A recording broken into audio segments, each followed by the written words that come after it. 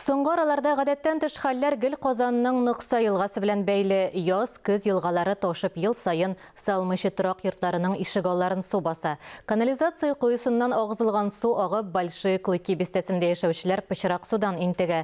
Дөрес, күпер төзелгәннән соң су ташу мәсьәләсе өлешчә хәл ителде, әмма экология хезмәткәрләренә тагын эш чыкты. Нинди эш һәм ул ничек хәл ителәчәк? Безнең махсус репортаж. Она превратилась в помойную яму. Күргәнегезчә, әлеге видео мөрәҗәгать социаль челтәрләрдән алынган. Царицыны бистәсе янында Ноксы елгасы яры шушындай хәлдә дип хәбәр итә табигать торышына битараф булмаган халык. Ә бит кайчан гына биредә балалар су кыена балык тота иде, ә хәзер ул чүплек чокырына әверелгән.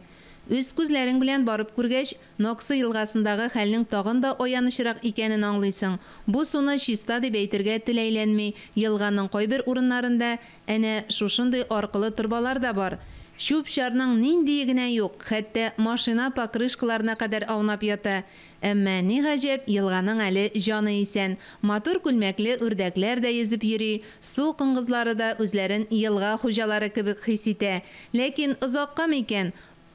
Бу сорауны без Татарстан Республикасы экология һәм табигый байлыклар министрлыгына юлладык.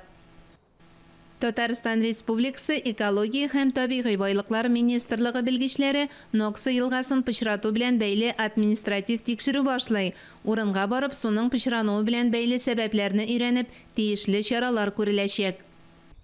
Экологлар бу проблеманы әлбәттә тикшерер. Ноксы елгасы да чистарыр. Тик озаккамы? Елга буенда чүплек үзеннән үзе барлыкка килми.